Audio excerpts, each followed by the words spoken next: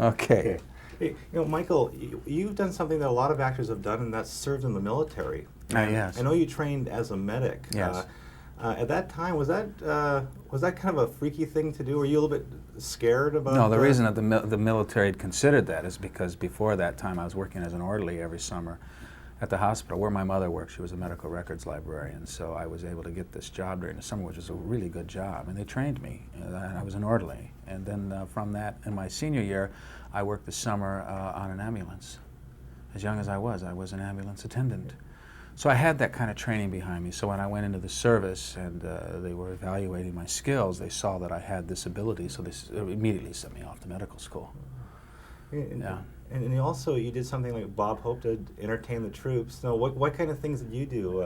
Well, once I was stationed in a medical facility, I always had my interest in the theater, so I started a company on the base. I was just starting that up when a company came through that was already formed within the military, doing plays on race relations and drug abuse. And they were bad productions, and I could see ways that we could make them better. So I went to the director and I just talked to him about what he was doing, and he was leaving this company and they needed a director. It was perfect timing. So I became the new director of the V Corps Training Roadshow, and that's how that came about. They immediately transferred me to another base, and that was my new job. I love the audition scene in this movie. It was just brilliant. Did you ever have auditions that went really, really badly? Of course. What kind of feedback did you get? That no feedback. That's what makes them really bad. Right. You just don't hear from them again. All right. Well, were there ever times that you got really discouraged? I mean, did you ever think of just hanging it up and doing something else? No.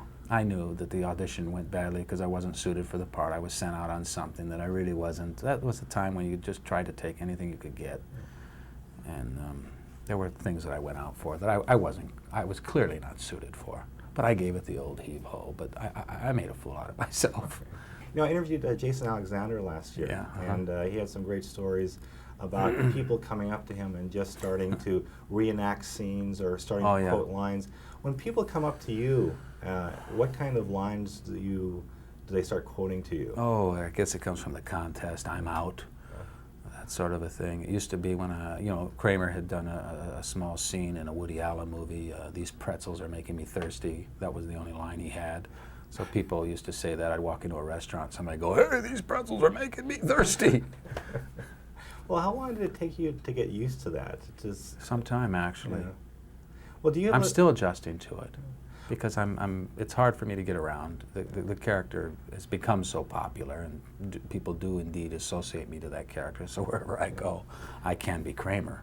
Well, I was impressed yesterday at the screening how you came in the screening, at the last minute and no one knew you were there. Yes. What kind of little disguises will you do when you go out in public?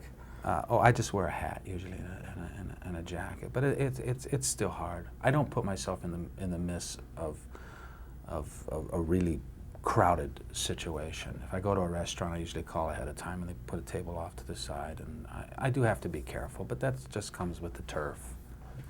Yeah. I did go to a rock concert once, and I actually had to hire a bodyguard.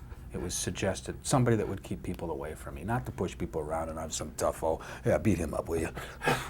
It was really there to keep people away from me. And if I hadn't done that, it's because somebody suggested it, you cannot go to this concert without somebody there to tell people to stay away from you. Oh, come on. Well, if I hadn't had this bodyguard with me, they would have just taken me apart. So, and I've had to tint windows and things like that, but overall, this is a great kick.